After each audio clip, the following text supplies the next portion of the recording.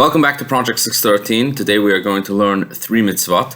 We started learning about the sacrificial offerings. Now, one of the important elements of the offering of the sacrifice was the sprinkling of its blood on the altar.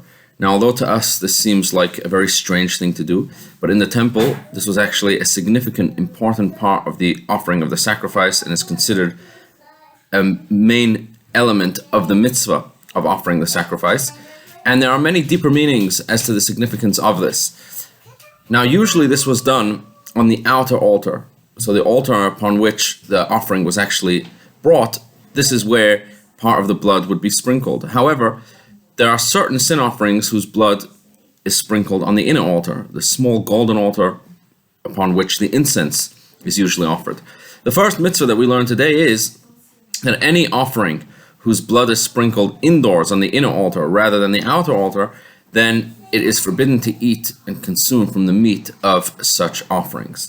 The second mitzvah that we learn today is that in the course of the melika process, the melika process is a special type of shechita which is performed only on birds that were brought as sin offerings in the Holy Temple. And for these birds, the regular shechita was not performed. Rather, it was a different type of shechita that was performed. So in the course of the melika process, it is forbidden for the priest who is performing the melika to totally remove the head from the bird. Rather, it still has to stay slightly attached to the bird. And if the head is totally removed during the melika, this would be invalid as an offering. The third and final mitzvah that we learned today is about a different type of sin offering known as the karban asham, the guilt offering.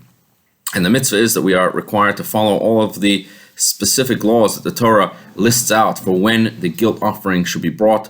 There are only a few specific prohibitions that require a guilt offering. Usually when a person does a sin intentionally, no offering is brought altogether. The sins are only for inadvertent, the offerings are only for inadvertent sins, but the karban asham, there are very few specific prohibitions that if a person violates, he is to bring a karban asham, even if he violated them intentionally. Additionally, the karban asham could be brought in a case when a person isn't sure if they have violated a prohibition or not. And in such a case, they would also bring a karban asham. And the mitzvah is to follow all of the specifications that need to be fulfilled while bringing this sort of sacrifice.